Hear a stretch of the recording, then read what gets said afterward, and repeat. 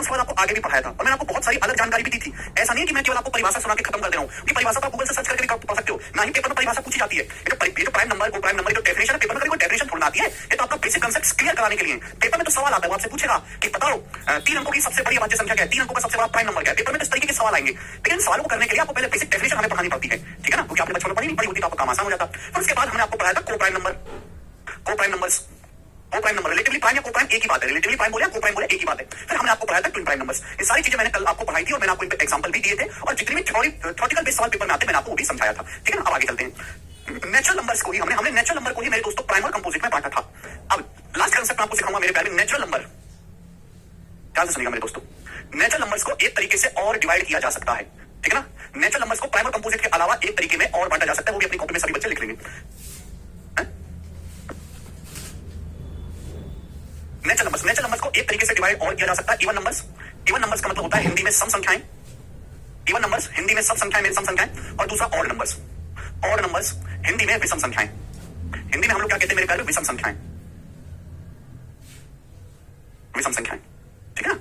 Even numbers मेरे प्यारे भाई सम संख्याएं, दूसरा ऑड नंबर यानी कि विषम संख्याएं। हालांकि बहुत मामूली सी बात है, आप में से ज्यादातर सभी बच्चों को आती होंगी। इवन नंबर सम संख्या क्या होती है? इवन नंबर्स होते हैं वो संख्याएं, वो नंबर्स मेरे प्यारे भाई, वो नंबर्स जो सदैव 2 से विभाज्य हैं। वो संख्याएं जो 2 से पूरी तरीके से डिवाइड हो जाती हैं, वो नंबर जो सदैव 2 से विभाज्य हैं, इवन नंबर्स कहलाते हैं, ठीक है मेरे प्यारे भाई। आप बोलोगे हाँ जी सर बिल्कुल सही, हम आपकी बात को अच्छी तरीके से समझ रहे हैं। इवन नंबर वो नंबर होते हैं which are completely divisible by 2। Even numbers का मतलब वो संख्याएं जो 2 से कंप्लीटली डिविजिबल है। वो सभी संख्याएं जो 2 से पूर्णतः विभाजित हो जाती हैं, इवन नंबर्स कहलाते हैं। एग्जांपल के लिए वो सभी संख्याएं जो 2 से कंप्लीटली डिवाइड हो जाती हैं मेरे प्यारे भाई, इवन नंबर्स कहलाते हैं। जैसे कि 2 से डिवाइड होगा, 4 भी 2 से डिवाइड होगा, 6 भी 2 से डिवाइड होगा, 2 4 6 8 10 12, ये सब जो नंबर्स है मेरे प्यारे, ये सब कौन से नंबर से? इवन नंबर्स हैं। सभी को हमारी बात समझ में आ गई? तो इवन नंबर सम संख्या वो संख्याएं होती हैं मेरे प्यारे दोस्त जो 2 से पूरी तरीके से भाग हो जाती है, जैसे 2 4 6 8 10 12 14 16, ठीक है, 18 20, यानी कि अल्टीमेटली 2 का पहाड़ा ही मेरे दोस्तों इवन नंबर्स कहलाता है। अब आप कहोगे सर फिर ये ऑड नंबर्स क्या है? ऑड नंबर विषम संख्या। ऑड नंबर्स विषम संख्याएं वो हैं, वो नंबर्स जो 2 से भाग नहीं होते, वो नंबर्स जो 2 से विभाज्य नहीं है, वो संख्याएं जो 2 से भाग नहीं होते, जिनको 2 से भाग करने पर पूरा शेषफल 0 नहीं आता, वो संख्याएं जो 2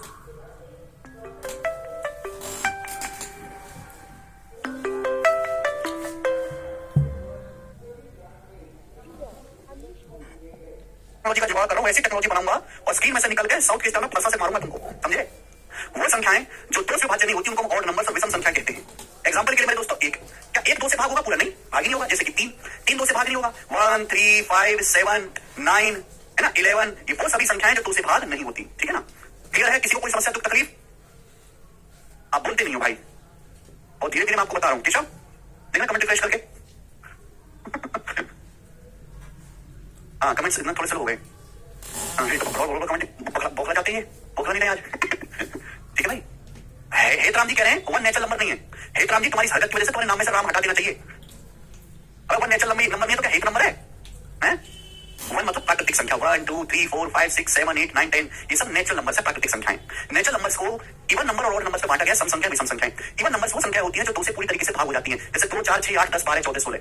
ऑड नंबर्स वो संख्या जो 2 से भाग नहीं होती मेरे दोस्तों, उन्हें ऑड नंबर्स कहते हैं। एग्जांपल के लिए 1 3 5 7 9 11 13। ये बच्चा सर ये सब बचपन में पढ़ा था, मुझे तो पता ही नहीं था कि तुम लोग बचपन में पढ़ते थे।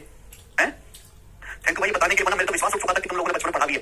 चलिए, यानी कि इवन नंबर जो होते हैं वो 2 से कटने वाले नंबर होते हैं, यानी कि इवन नंबर जो होते हैं वो 2 का मल्टीपल होते हैं। इवन नंबर की जो स्टैंडर्ड फॉर्म क्या होती है मेरे दोस्तों, इस रूप के होते हैं। इवन नंबर जो होंगे हमेशा 2 का मल्टीपल होंगे, 2n फॉर्म के, 2 से पूरी तरीके से भाग होंगे। जबकि ऑड नंबर्स विषम संख्याएं जो होंगी मेरे प्यारे भाई, वो 2n + -1 फॉर्म की होंगी। यानी कि यहाँ पे नेचुरल नंबर जो ऑड नंबर है मेरे दोस्तों 2n + -1 फॉर्म के होंगे, 2n + -1 फॉर्म के। बात समझ में आई? आप बोलोगे हाँ जी सर बात समझ में आई। जो ऑड नंबर है वो 2n + -1 फॉर्म के होंगे, ठीक है ना। n की जगह 1 रखेंगे, 2, ठीक है, फिर 2 रखेंगे, 3 रखेंगे, 4 रखेंगे, ये नंबर आते चले जाएंगे। मुझे लगता है आपको सारी बात अच्छी तरीके से समझ में आई है, इसमें कोई दिक्कत वाली बात नहीं है। अब इवन और ऑड में भी कुछ ध्यान देने वाली बात है जो आपको ध्यान रखनी चाहिए इवन और ऑड के बारे में भी। केवल इतनी सी परिभाषा इवन की है कि जो नंबर 2 से कट गए वो इवन कहलाते हैं, जो नंबर 2 से डिवाइड नहीं हुए वो ऑड कहलाते हैं। नाउ अगला कांसेप्ट, अगर हम एक इवन नंबर में इवन नंबर जोड़ें या फिर घटाएं, अगर इवन नंबर में एक इवन नंबर जोड़े या फिर घटाए तो मेरे दोस्तों एक इवन नंबर ही आएगा। अगर एक सम संख्या में ही सम संख्या जोड़ी जाए या घटाई जाए तो सम संख्या ही आती है। एग्जांपल के लिए मेरे दोस्तों जैसे कि 10 एक इवन नंबर है, अब 4 भी एक इवन नंबर है। अब अगर मैं 10 में 4 जोड़ूंगा तो 14 आएगा, तो 14 भी मेरे दोस्तों इवन नंबर ही रहेगा कि नहीं रहेगा? ये तो बड़ी मामूली सी बात थी। बबलू कह रहे हैं बेसिक से गुरुजी भी। बबलू और देखो मैं कौन सा बेसिक बताऊं? घर वाले तुम्हारा नाम बिल्कुल ठीक रखा है बबलू। इच्छा तुमने मन में पावला रखने की थी या पवाल रखनी थी, ठीक है। दादाजी कह रहे होंगे यार पवाल पैदा हो गया घर में, पापा बोले ना पवाल ठीक रहेगा, पड़ोसी मजाक उड़ाएंगे, बबलू रख देते हैं। अरे ये इवन नंबर और ऑड नंबर की परिभाषा में क्या भेजेगा? इरफान कह रहे हैं सही अर्थमेटिक या एडवांस? इरफान भाई जो तुम्हें समझना वो समझ लो, अपनी इच्छा से अपने अपने मोहल्ले बांट लो। रोहित कह रहे हैं सर जीरो इवन नंबर है और नंबर, बिल्कुल रोहित जी आपका डाउट बहुत अच्छा है, इस डाउट तरह नहीं है, मैं भी आपको बताऊंगा, ठीक? चलिए किधर देखेंगे। अगर हम एक इवन नंबर में इवन नंबर जोड़ें या घटाएं मेरे दोस्तों तो इवन नंबर आता है, बिल्कुल मैं भी आपके डाउट का जवाब दूंगा, बिल्कुल जेन्युइन डाउट आपका है, ठीक है? ओके, यहां तक तो किसी को समस्या नहीं, मैं एग्जांपल से आपको बता भी दूंगा।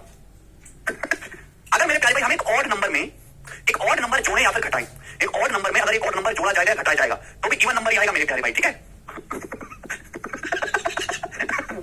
अंशिका कह रहे हैं सर बेसिक से बता दो प्लीज। अंशिका मुझे आता ही नहीं है, बेसिक मुझे आता ही नहीं है, ठीक है?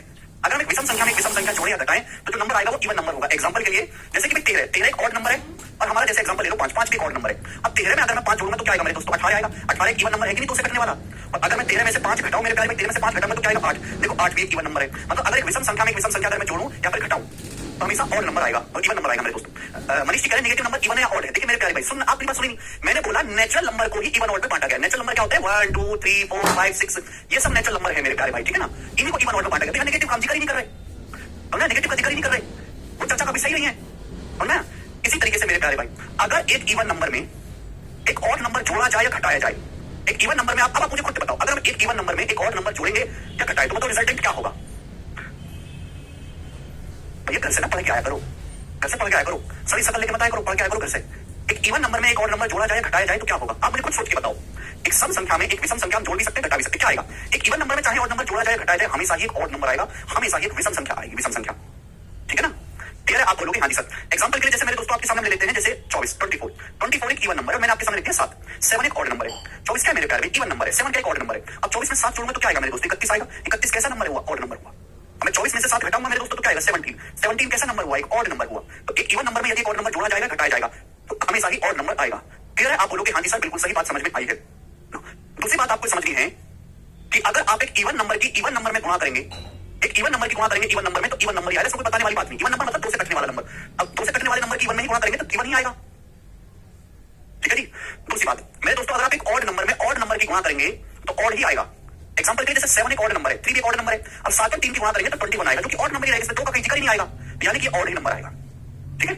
लेकिन अगर आप मल्टीप्लाई करते हो इवन नंबर की ऑड नंबर में या फिर ऑड की इवन में, एक ही बात है, गुणा तो आगे पीछे कैसे भी करी जा सकती है। आप इवन नंबर की ऑड नंबर में गुणा करोगे या फिर एक ऑड नंबर की इवन नंबर में मल्टीप्लाई करोगे तो मल्टीप्लाई करने पर हमेशा ये एक इवन नंबर आएगा।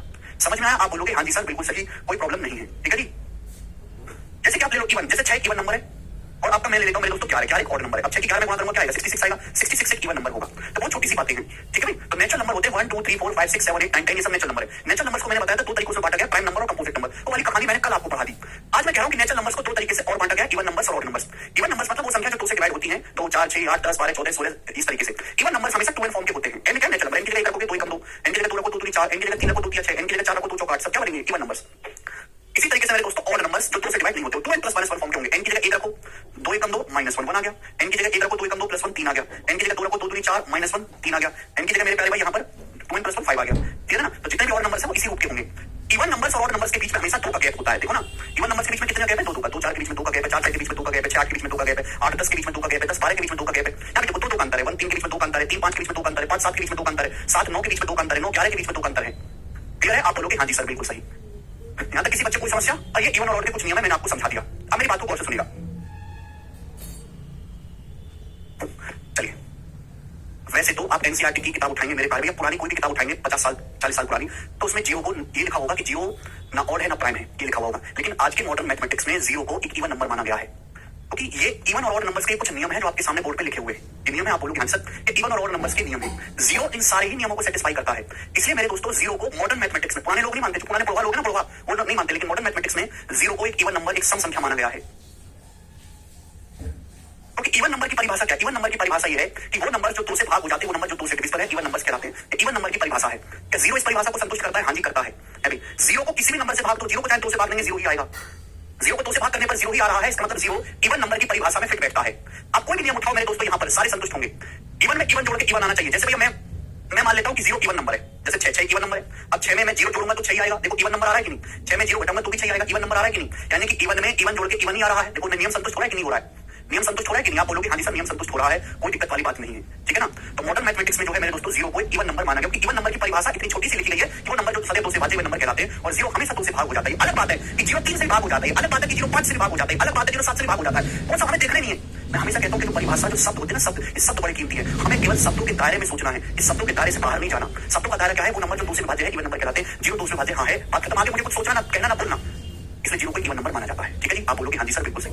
कैसे कह रहे सर जीरो तो इंटीजर है? हाँ, नेचुरल नंबर भी सारे इंटीजर्स हैं। ओके, एक बार मैं फिर से आपको सारा चार्ट बताता हूँ मुंह जबानी। नंबर्स को 2 हिस्सों में बांटा गया, रियल नंबर्स और इमेजिनरी नंबर्स, वास्तविक संख्या, काल्पनिक संख्याएं। रियल नंबर्स को फिर 2 तरीके से डिवाइड किया गया, रेशनल नंबर, इरेशनल नंबर, परिमेय संख्या, अपरिमेय संख्या। परिमेय संख्या जिनको पी/क्यू फॉर्म में लिखा जा सकता है, इरेशनल नंबर जिन्हें पी/क्यू फॉर्म में नहीं लिखा जा सकता। रेशनल नंबर को फिर 3 तरीकों से बांटा गया, इंटीजर, डेसिमल और फ्रैक्शन में। इंटीजर्स पूर्णांक 2 तरीके होते हैं, नेगेटिव इंटीजर्स और positive integers. Negative integers, positive integers और जीरो भी एक इंटीजर है। तो पॉजिटिव इंटीजर्स होते हैं 1 2 3 4 5 6 7 8 9 10, इन्हें हम नेचुरल नंबर्स बोलते हैं, प्राकृतिक संख्याएं। प्राकृतिक संख्याओं को फिर 2 तरीके से बांटा गया है, प्राइम नंबर और कंपोजिट नंबर, जो हमने आपको कल पढ़ाया। नेचुरल नंबर को फिर 2 तरीकों से भी बांटा जा सकता है, इवन नंबर और ऑड नंबर्स, ठीक है ना? मॉडर्न मैथमेटिक्स की दुनिया में जीरो को एक इवन नंबर मान लिया गया है, ठीक है? आप बोलोगे हाँ जी बिल्कुल सही, कोई दिक्कत नहीं, परेशानी नहीं। ये थी सारी थ्योरी। अब इस थ्योरी पे बेस करेंगे सवाल। एक बार आप घर से रिवाइज जरूर कर लेना कि आपने क्या क्या पढ़ा है। सवाल मेरे दोस्तों आपके सामने आएगा यहाँ पे 1, ये थ्योरेटिकल बेस सवाल है, कोई कैलकुलेशन नहीं है, सवाल लिखेगा मेरे दोस्तों। और ऐसे ही सवाल एग्जाम में आते हैं, चाहे पुलिस का पेपर हो, चाहे सीडीएस का, चाहे एसएससी का। Which of the following is correct? आपको 4 ऑप्शन दिए गए, पूछा इनमें से कौन सा ऑप्शन सही है? पहला option, decimal expansion of a rational number is terminating. Rational number का जो डेसिमल एक्सपेंशन है वो टर्मिनेटिंग होता है, ऐसा जरूरी नहीं है। रैशनल नंबर का जो डेसिमल एक्सपेंशन है वो नॉन टर्मिनेटिंग भी हो सकता है, बट रिपीटिंग होना चाहिए। पहली बात जो पूरी तरीके से सही नहीं है। दूसरी बात, decimal expansion of rational number is non terminating. परिमेय संख्या का दशमलव विस्तार अशांत होता है, नॉन टर्मिनेटिंग होता है, ऐसा जरूरी नहीं है। रैशनल नंबर का जो डेसिमल है, रैशनल नंबर का जो डेसिमल एक्सपेंशन है वो टर्मिनेटिंग भी हो सकता है, टर्मिनेटिंग भी हो सकता है। एग्जांपल के लिए मेरे प्यारे भाई, जैसे कि मैंने आपके सामने दिया 70/5, एक रैशनल नंबर है। 17/5 क्या रैशनल नंबर है? पी/क्यू फॉर्म में 70/5 क्या आएगा? 3.4। देखो हो गया कि नहीं? Terminating decimal. आपके सामने लिखा 37/6, 37/6, ये भी रैशनल नंबर है। अब 37/6 को क्या लिखोगे? 6.166666666 हो जाएगा मेरे दोस्तों। ये non terminating but repeating decimal है ये भी रैशनल नंबर, ये है ये भी रैशनल नंबर। तो रैशनल नंबर टर्मिनेटिंग भी हो सकते हैं, नॉन टर्मिनेटिंग भी हो सकते हैं, ठीक है ना? ये दोनों बातें सही जरूर है, पर अधूरी बातें हैं, अधूरी बातें, गलत है। तीसरा आपके सामने है, decimal expansion of a rational number is terminating. अपरिमेय संख्या का दशमलव विस्तार टर्मिनेटिंग होता है, ये बात तो पूरी तरीके से गलत है, पूरी तरीके से गलत बात है। चौथा ऑप्शन इसका सही है, ऑप्शन नंबर डी। जिस बच्चे ने थ्योरी परिभाषा पढ़ी होगी वही बात कर पाएगा। Decimal expansion of an rational number is non terminating and non repeating. अपरिमेय संख्या का जो दशमलव विस्तार है वो नॉन टर्मिनेटिंग अशांत होता है और नॉन रिपीटिंग होता है मेरे दोस्तों। इरेशनल नंबर की परिभाषा ये है कि जिनकी एक्सैक्ट वैल्यू ना निकाली जा सके, जिनको पी/क्यू फॉर्म में ना लिखा जा सके, यानी कि इरेशनल नंबर अपरिमेय संख्या जो होते हैं वो नॉन टर्मिनेटिंग होते हैं, कभी खत्म नहीं होते और किसी पैटर्न को रिपीट भी नहीं करते। डी ऑप्शन यहाँ पर एकदम सही है। समझ में आया? आप बोलोगे हाँ जी सर बिल्कुल सही। नेक्स्ट आगे चलेंगे। सवाल नंबर आपके सामने, तो ये बताओ,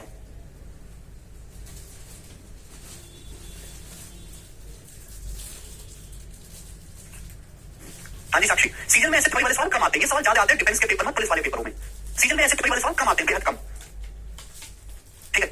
अगला, each prime number has factor और फैक्टर्स। प्रत्येक अभाज्य संख्या में कितने गुणनखंड होते हैं? तो प्रत्येक प्राइम नंबर्स के 2 फैक्टर्स होते हैं, सी ऑप्शन ठीक है। प्रत्येक प्राइम नंबर के 2 फैक्टर होते हैं, 1 और इटसेल्फ। एक तो 1 से डिवाइड होता है, खुद से डिवाइड होता है, ठीक है जी? तो बहुत सिंपल सी बात है, इसमें कोई डाउट वाला विषय नहीं है मेरे दोस्तों। आगे चलेंगे, सारे थ्योरेटिकल सवाल है। सवाल नंबर 3, कोई इसमें सॉल्व कैलकुलेशन नहीं करनी है आपको, जीएस की तरह है। 2 अंकों की एक संख्या 9a एक प्राइम नंबर है, ए का मान ज्ञात करें। 2 अंकों की अभाज्य संख्या है 9a, एक प्राइम नंबर है मेरे दोस्तों, ए का मान क्या है? देखिए, आपसे ए का मान पूछा है, इन चारों ऑप्शन में ए का मान छुपा हुआ है। या तो मैं एक एक ऑप्शन को चेक करके कर लूं, या अभी आप ऑप्शन से सॉल्व करने नहीं जानते हैं तो आपको मैंने बताया कि 2 अंकों की एक संख्या है 9a प्राइम नंबर है, यानी कि ऐसा प्राइम नंबर ढूंढना है जो 9a यानी कि 90 से बड़ा हो। तो 90 से बड़ा हर एक को प्राइम नंबर पता है 97 और 97 जो है 2 अंकों की सबसे बड़ी अभाज्य संख्या है, यानी कि ए की जगह क्या लिखा हुआ है मेरे दोस्तों 7, तो ए का मान 7 होगा, ठीक है? इसमें कोई फॉर्मुला नहीं है, ये हमको पहले से पता है कि 97 एक प्राइम नंबर है, ठीक है भाई साहब? और यहाँ पे ए की जगह क्या लिखना पड़ेगा? आपको 7 लिखना पड़ेगा, तो ए का मान 7 आ गया। अगला सवाल, इस तरह के बेसिक क्वेश्चंस पेपर में आते हैं, बालक इनको भी नहीं कर पाती, ये बताएंगे मेरे दोस्तों। बिल्कुल डी भाई, विक्रांत, अजय, विशाल, गौरव, राम, सागर सभी का आंसर आ रहा है। सी सेल में खूब भर के आते हैं। What the difference between the largest and the smallest 2 digit prime number? 2 अंकों की सबसे बड़ी और सबसे छोटी अभाज्य संख्या के बीच का अंतर क्या है? What the difference between the largest and smallest 2 digit prime number? अच्छा, 2 अंकों की सबसे बड़ी अभाज्य संख्या कौन सी? 97। अभी भी बताया मैंने कि 2 अंकों का सबसे बड़ा प्राइम नंबर है 97 और 2 अंकों का सबसे छोटा प्राइम नंबर कितना है? 11। आपसे इनका डिफरेंस पूछा है, तो इनका डिफरेंस आ जाएगा 86। बी ऑप्शन सवाल का आंसर है 86। हो सकता है आपके पेपर में ये ऑलरेडी पेपर का पूछा हुआ सवाल है, सारे ही प्रीवियस के क्वेश्चन नहीं है, बस हो सकता है आने वाले पेपर में यहाँ पे 2 अंकों की बजाय 3 अंकों का दे दे, बस कितना चेंज कर देगा, ठीक है? मैंने तो आपको सारी चीजें लिखवा दी, मैंने तो आपको 5 अंकों तक लिखवा दिया कॉपी में, 5 अंकों तक लिखवाया ना मैंने आपको प्राइम नंबर्स।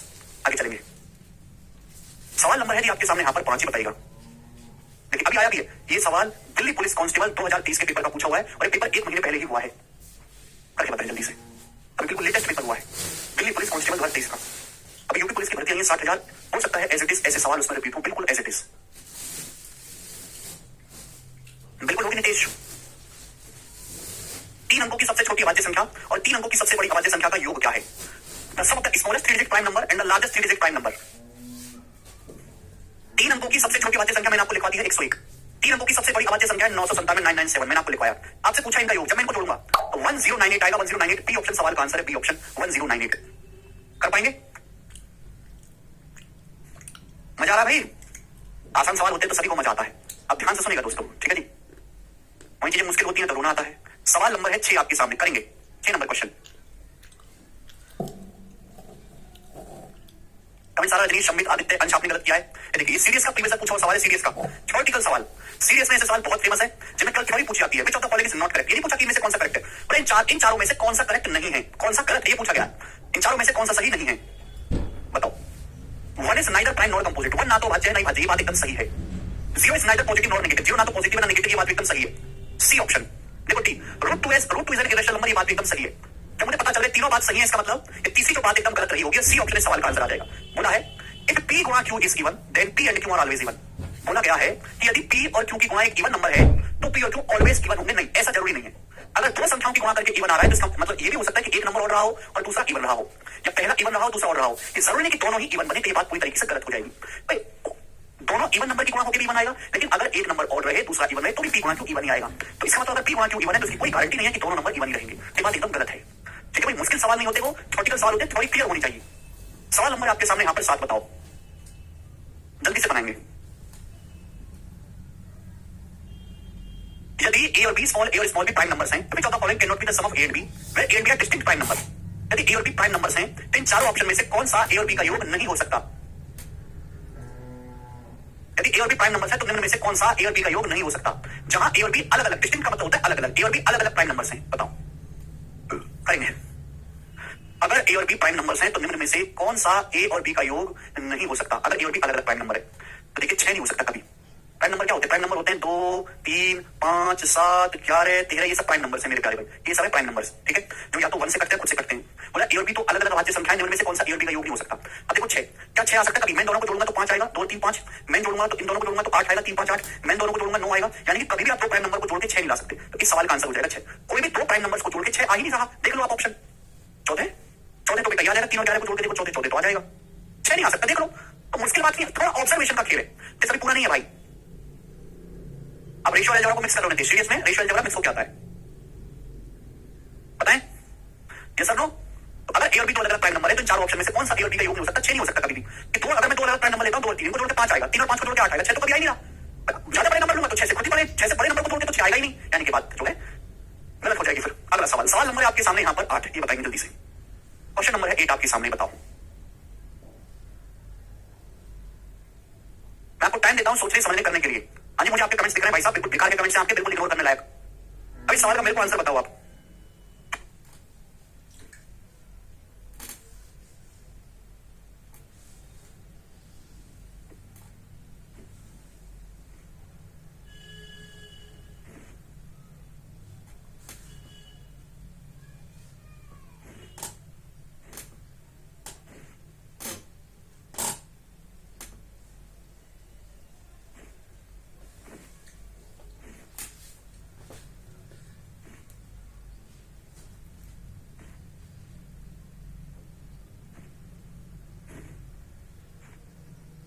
सोचिए, यदि n एक नेचुरल नंबर है तो रूट n क्या होगा?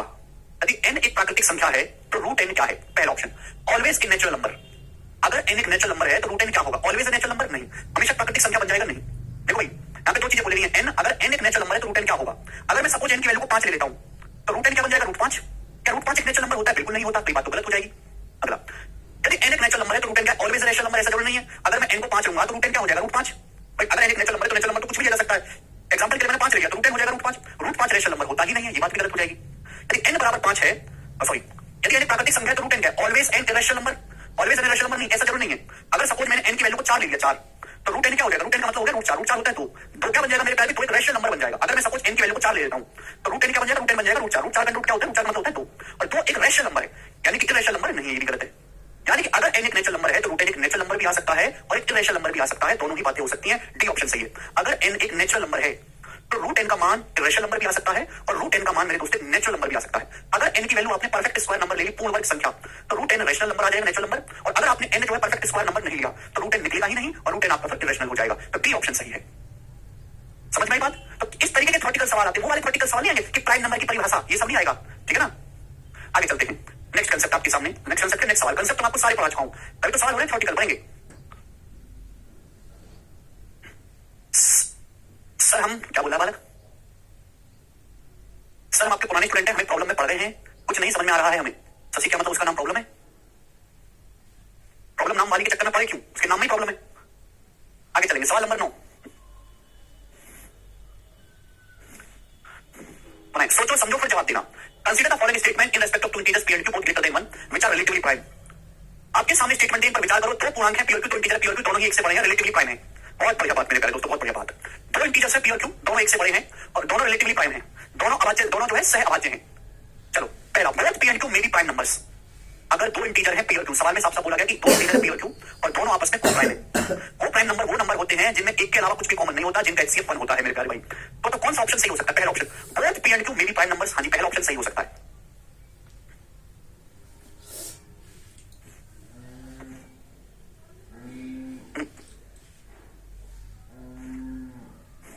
नहीं ठीक है भाई, both P and Q may be prime number. अभाज्य संख्या हो सकती है, दो संख्या अभाज्य संख्या हो सकती हैं, दो संख्या अभाज्य संख्याएं हैं, इनमें जमीन आसमान का फर्क है। अगर दो नंबर को प्राइम है P और Q, तो P और Q प्राइम नंबर हो सकते हैं। एग्जांपल के लिए 5 और 7, 5 और 11, 5 और 11 दोनों प्राइम नंबर है और 5 और 11 आपस में को प्राइम है। तो पहली बात एकदम सही है। दूसरी बात, both P and Q may be composite number. P और Q दोनों कंपोजिट नंबर हो सकते हैं, ये बात भी एकदम सही है। जैसे कि मेरे दोस्तों मैंने आपके सामने ले लिया, मेरे प्यारे भाई, मैंने आपके सामने ले लिया यहाँ पे, एक सेकंड, 15 और 22, 15 और 22 दोनों ही कंपोजिट नंबर हैं, क्योंकि 15 और 22 दोनों के ही 3 से ज्यादा फैक्टर हैं। ठीक है, 15 और 22 दोनों ही कंपोजिट नंबर हैं और दोनों आपस में को-प्राइम है। 15 और 22 में एक के अलावा कुछ भी कॉमन नहीं होता, यानी कि सेकंड बात भी सही है। तीसरा, one of P and Q may be prime and other composite. P और Q में से एक संख्या अभाज्य और दूसरी संख्या कंपोजिट हो सकती है। हाँ जी, ये बात भी सही है। अगर दो नंबर P और Q को-प्राइम है तो हाँ ऐसा हो सकता है कि एक प्राइम हो दूसरा कंपोजिट हो। एग्जांपल के लिए मैंने P का मान लिया 7, 7 एक प्राइम नंबर है और Q का मान लिया मैंने 20, 20 एक कंपोजिट नंबर है और 7 और 20 दोनों ही आपस में को-प्राइम होते हैं। 7 और 20 में केवल 1 के अलावा कुछ कॉमन नहीं होता, यानी कि ये बात भी सही है। तो यहाँ पर तीनों ही बात सही है। ठीक है, तो सवाल का आंसर है D option 1, 2 and 3। All satisfied? सब बच्चे जवाब दे रहे हैं, लग रहा है सबकी बुद्धि खुल गई है थोड़ी सी है। मेरी संगत का सवाल है तुम पे। सवाल नंबर है आपके सामने यहाँ पर 10, जवाब दीजिएगा। इस सवाल का आंसर एकदम तगड़ा सवाल है, तुम्हारी तरह बनाएंगे। मोहित कह रहे sir P and Q integer लेना है, आप नंबर क्यों ले रहे हैं फिर? अबे मोहित, इंटीजर नंबर ही तो होते हैं दुष्ट। अरे भगवान, अबे इंटीजर मतलब पूर्णांक संख्या है। 1 2 3 4 5 6 7 8 इंटीजर ही तो है। वो भी कहां रखा है? बिल्कुल सही बोला है। अबे मंसूर कह रहे sir how many students live in the class, please sir tell me because I want to know how many computers with me. Mansoor भाई, इतने स्टूडेंट लाइव क्लास में है जितनी वैकेंसी है उसका 5-6 गुना। ठीक है, रिलेटिवली प्राइम बेटा को-प्राइम होता है, रिलेटिवली प्राइम को-प्राइम होता है। अगला सवाल देखेंगे, which of the following statements is not true. 4 statement आपको दिए ABCD, कुछ आई 4 स्टेटमेंट्स में से कौन सा ट्रू नहीं है, कौन सा कथन सत्य नहीं है, बताएं। पहला, the difference of two prime numbers both greater than 2 is divisible by 2। The difference of two prime numbers both greater than 2 is divisible by 2। दो से बड़ी अभाज्य संख्याओं का अंतर हमेशा 2 से भाज्य होता है। तो पहली बात सही है, हमेशा सही है भाई। दो से बड़े जितने प्राइम नंबर है वो हमेशा ऑड होते हैं। दो से बड़े जितने प्राइम नंबर कैसे होंगे, हमेशा ऑड नंबर होंगे बेशक। और ऑड नंबर्स का जब मैं डिफरेंस लूंगा तो हमेशा इवन नंबर आएगा और इवन नंबर आने का मतलब वो 2 से भाज्य होगा। तो 2 से बड़े जितने भी प्राइम नंबर, एग्जांपल के लिए मैंने 2 से बड़े प्राइम नंबर ले लिया 11 और 7, इनका डिफरेंस कितना है 4, 4 हमेशा 2 से कटेगा। तो 2 से बड़े जितने भी प्राइम नंबर है उनका डिफरेंस हमेशा 2 से डिविजिबल होगा। पहली बात सही है। दूसरी बात, D option, 4 two different integers m and n and prime number p। दो डिफरेंट इंटीजर m और n और एक प्राइम नंबर है p। If p divides the product m गुना n, यदि p m गुना n को डिवाइड करता है then p divides either m और n। तो p या तो m को या n को विभाजित करता है। क्या ये बात सही है? हाँ जी, ये वाली बात भी एकदम सही है, p ऑप्शन। दो अलग अलग इंटीजर है m और n, दो अलग अलग संख्या है m और n, समझना, दो अलग अलग संख्या है m और n और एक प्राइम नंबर है p, एक अभाज्य संख्या है मेरे दोस्तों p। p जो है m गुना n के प्रोडक्ट को डिवाइड करता है, p जो है वो m गुना n को डिवाइड करता है, इज ए प्राइम नंबर। और ये जो p है ये m गुना n को डिवाइड कर रहा है। इसका मतलब मेरे दोस्तों, अगर p m गुना n को कंप्लीटली डिवाइड करता है, इसका मतलब ये हुआ कि p या तो m को पूर्ण भाग लगाता होगा, या तो p m को पूरा भाग देता होगा, या p n को पूरा भाग देता होगा। अगर p एक प्राइम नंबर है तो p की जो वैल्यू है वो या तो m में आनी चाहिए या n में आनी चाहिए। इन दोनों में से किसी एक ना एक को मेरे प्यारे p जरूर भाग देगा। तो यानी कि ये वाली बात भी p ऑप्शन की पूरी तरीके से सही है। ठीक है, कोई दिक्कत नहीं इसमें। आगे चलेंगे, C option, if a natural number is of the form 6n - 1 n being a natural number then it is a prime number। यदि कोई नेचुरल नंबर 6n - 1 रूप का है तो ये एक प्राइम नंबर है। ये बात पूरी तरीके से गलत है, गलत है। मैंने क्या बोला था कि दुनिया में जितने भी प्राइम नंबर हैं सभी को 6n प्लस माइनस 1 फॉर्म में लिखा जा सकता है। दुनिया में जितनी भी अभाज्य संख्याएं हैं 5 से बड़ी, लेकिन कोई भी नंबर अगर 6n प्लस माइनस 1 फॉर्म में लिखा हुआ है, कोई भी नंबर, तो ऐसा जरूरी नहीं है कि वो हमेशा एक प्राइम नंबर बने। कोई भी नंबर अगर 6n माइनस 1 फॉर्म में लिखा हुआ है तो इसकी कोई गारंटी नहीं है कि वो हमेशा प्राइम नंबर बने। उल्टा जरूर सकता है कि हर prime number 6n plus minus 1 रूप का होना चाहिए। ठीक है जी, फिर आप बोलोगे आंसर यानी कि सी वाला ऑप्शन गलत है। आपसे ये पूछा था कौन सा कथन सही नहीं है, तो इस सवाल का आंसर हो जाएगा सी ऑप्शन। बात समाप्त। ठीक है जी, आगे चलते हैं डी। नेक्स्ट आपके सामने आएगा मेरे प्यारे में D. There is only one set of three prime numbers such that there is a gap of 2 between two adjacent prime number। तीन अभाज्य संख्याओं का केवल एक ही ऐसा समुच्चय है जिसमें दो निकटवर्ती अभाज्य संख्याओं में 2 का अंतर है। क्या ये बात सही है? हाँ जी, ये वाली बात भी एकदम सही है। मैंने बताया था एक ही सेट ऐसा है तीन प्राइम नंबर का 3, 5 और 7 जिनमें दो लगातार संख्याओं के बीच में 2 का गैप है। 3 और 5 के बीच में 2 का गैप है, 5 और 7 के बीच में 2 का गैप है मेरे प्यारे भाई। और ये 3, 5, 7 लगातार विषम संख्याएं कॉन्सिक्यूटिव ऑड नंबर है। और ये 3, 5, 7 मेरे दोस्तों तीनों के तीनों प्राइम नंबर ही है। इसके अलावा कोई भी ऐसी 3 प्राइम नंबर्स का सेट नहीं है जो लगातार प्राइम नंबर भी हो और लगातार ऑड नंबर हो। केवल एकमात्र यही एक अकेला सेट है, यानी कि इसमें सी ऑप्शन पूरी तरीके से गलत है, बाकी सही है। ठीक है जी सर, हिंदी लैंग्वेज समझ में नहीं है, हिंदी लैंग्वेज नहीं आ रहा तो इंग्लिश समझ लो। आपको ऐसा इंग्लिश आती नहीं, हमें हिंदी समझ नहीं आ रही है तो क्या करूंगा फिर? और तुम पढ़ाओ तुमको हैं? अच्छा ठीक है भाई, चलिए चलो स्टूडेंट्स, आज मैं इतना ही छोड़ता हूं कि बहुत सारे आपके भाई बड़े भाई आपसे हमसे मिलने आए हैं, सीनियर तो सेलेक्ट हो चुके हैं। ठीक है भाई, नहीं मैं इनसे कल मिलूंगा। ठीक है भाई, चलो आज इतना ही, कल मिलते हैं हम 1 घंटे क्लास।